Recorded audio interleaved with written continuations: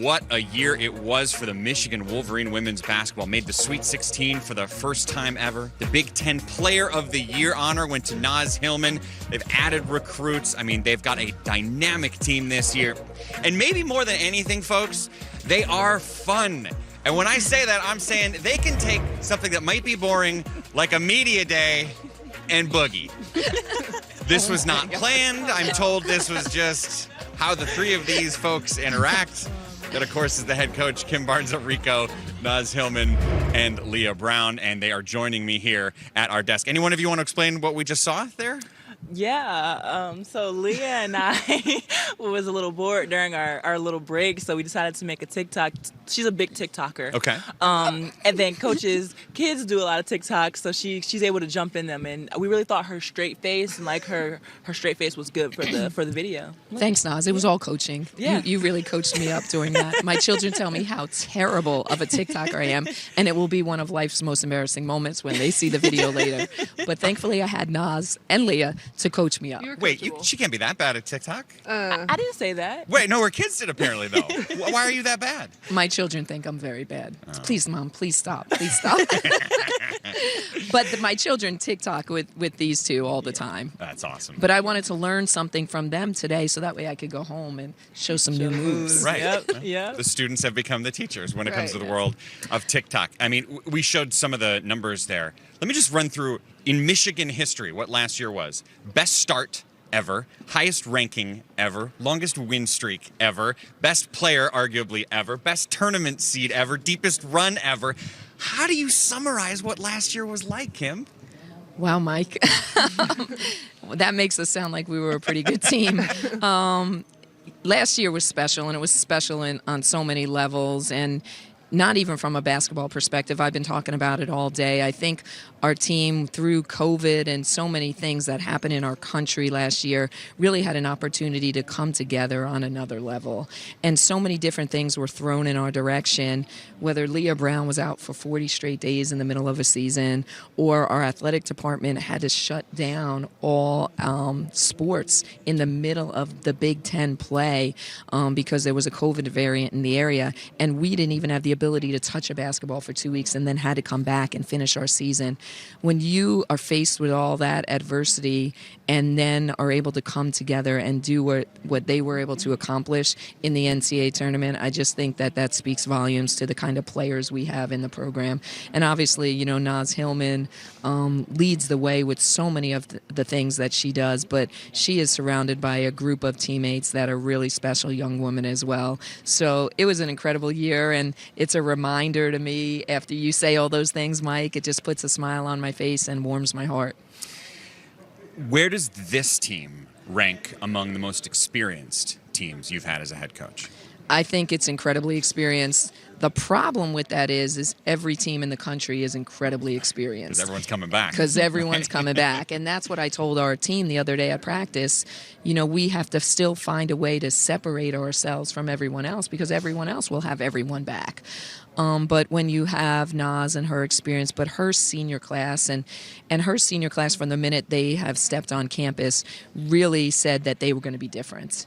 And they said it, they spoke it into existence, and they've lived it. They've lived it for 4 years, and they're different. And they've just created an environment and a culture inside our basketball program that is one that you want to play in and one that is successful. So they've done incredible things, and I think this year with their experience, that will definitely lead the charge. And then you add someone like Leigha into that mix of that senior class and the experience that she's had, and the experience she had with us, the experience she had before us, but just the way that she finished playing last season was arguably one of the top guards in the country. I felt like her performance in the NCAA tournament was absolutely the best. So I think when you put her and Naz together, it's an unbelievable 1-2 punch. But we are not only a 1-2 punch. We have a whole team of people back in Ann Arbor that are probably watching this right now, give them some love, that are rooting for us and cheering for us, but are ready to go.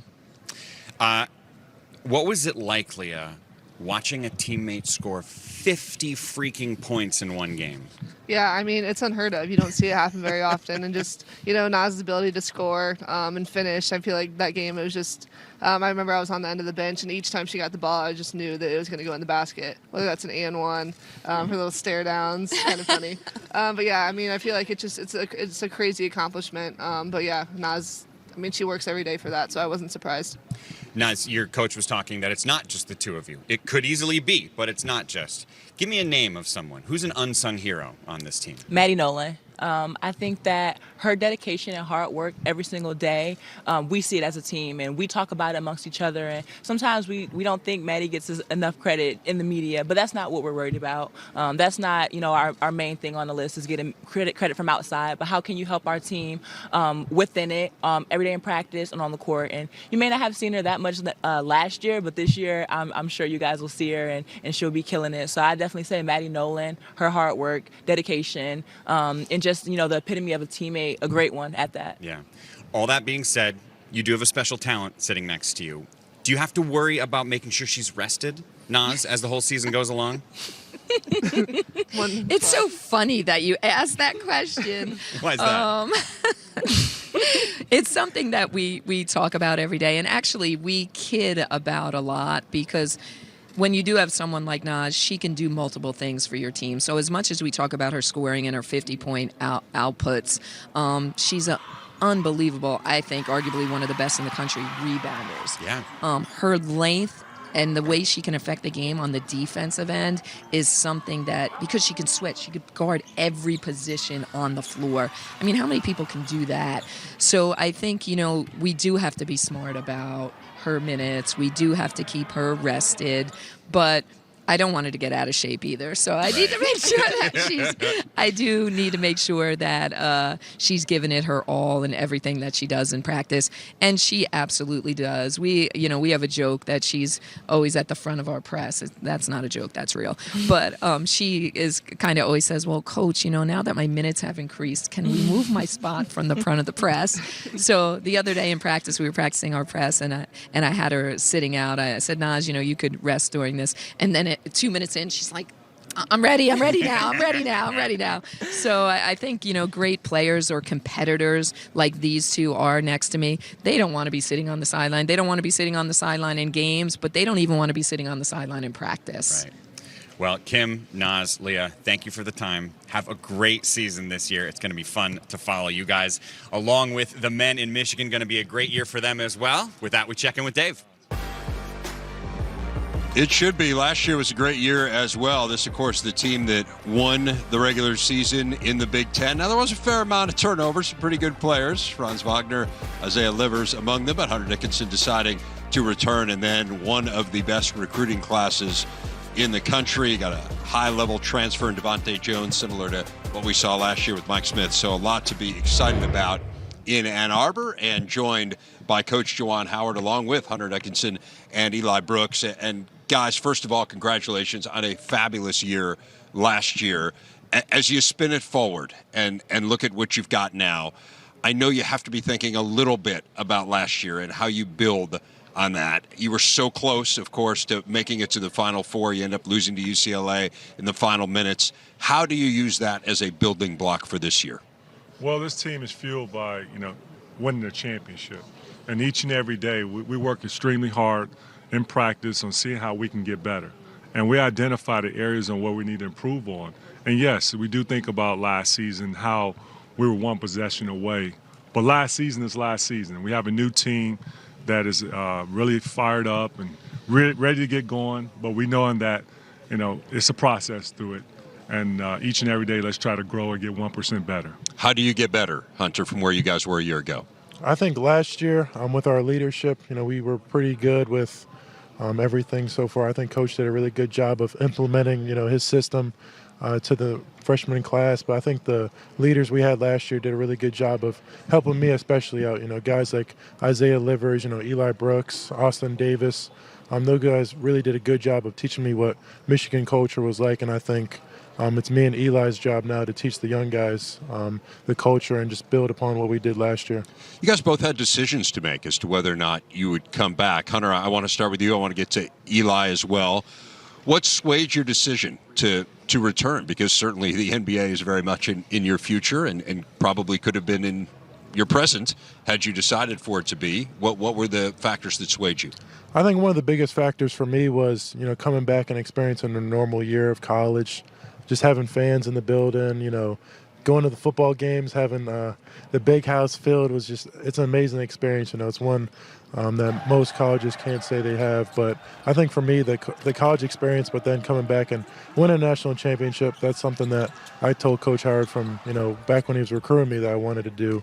Win a national championship. I've won championship everywhere I've been previously, so why not in college? And so being able to come back one more year with him and learn under him for another year is something that I really look forward to. Eli, you were able to take advantage of this COVID year. I mean, the one positive thing I think that came out of COVID is it did give people opportunities to play another year of college athletics. And for you decided to take a sixth year. What swayed you? What made you decide you wanted to be a part of this again? What I thought about was just winning a championship like Hunter. I mean, I've won multiple Big Ten championships, and it's one last thing that I can check off my list. But with having a staff like we do, be able to learn the knowledge for another year before I go and do whatever I do in my future, I think that's big, and I get to experience the college life back to normal. So I think that's a thing that really made me come back for another year. Juwan, we were talking about how great this recruiting class is, and of course you've experienced that being a part of the Fab Five, but what does it mean to you as you try to put this team together and figure out where your journey is going to take you to have experience like this coming back? Well, experience is important, and you want to have an experienced group that knows the culture and that's able to share with others. And these two guys that you see sitting right here, I mean, they're selfless as they come. Not only high IQ basketball players, but they are great people, come from great families. And I think their teammates, and I would speak for their teammates, they're happy to have these two in the locker room that's helping them transition into the college life. There's a ton of hype around this recruiting class, and justifiably so, it seems, based on what I've been able to watch on video there. You got some real talent coming in. You are maybe uniquely positioned to talk to these guys about handling hype as a freshman, right? I mean, there's probably never been a recruiting class more hype than the recruiting class that you were a part of. What words of wisdom can you impart to this group about the expectations, about the pressure, and about how to handle it in the way that you guys did? Well, you touched on it earlier, getting back to that word experience, having to experience it as a student athlete, myself at Michigan, been with a special group like you touched on earlier, the Fab Five, and now let's fast forward. Fortunate enough, the players that I recruited, they've seen the documentary, so they can identify. I don't have to tell them, as far as I was a part of the Fab Five and what we've done in the past. Sometimes players don't want to hear the past. But what's so unique about our players today is that we're fortunate enough to have high character group that ask questions, that want to learn. And that's the beauty of coaching, when you have a group that's asking for the knowledge and want you to help teach them and guide them. And that makes my drive into work not just looking at it as a job, but it puts a smile on my face that I have an amazing group that wants to be coached. And so with these two and the others that are not here, to collectively, we've been able to, to grow our culture. It's going to take time. It's not going to happen overnight. We understand that. We're going to learn together. We're going to go through some hard pains together. We're going to figure out who we are, but at the same time, we're going to stay connected no matter what. And I trust in the staff that we have, Coach Martelli, Coach Howard Isley, Coach Sadie Washington. All of us are selfless in a lot of ways, and we're going to continue to keep giving and breathing life to this team. Eli and Hunter, I want you guys to get the fan base excited. They're already excited about the two of you, but tell us about these young guys? Eli, I can start with you, and then Hunter, maybe you can follow up. But who has stood out and what has stood out about them? The two that come to mind for me are Kobe and Musa. I mean, Kobe, being a young freshman, he's really skilled, knows how to play the game, high IQ, and then Musa, just a freak athlete, everywhere on the defensive floor, and he's a high motor guy that brings a lot of energy to practice. So those two have really stood out to me. Hunter? Yeah, like he said, those two guys have definitely stood out. But I'd say just the whole class in general. I think the biggest thing that stands out to me is just their work ethic. I mean, they're always in the gym.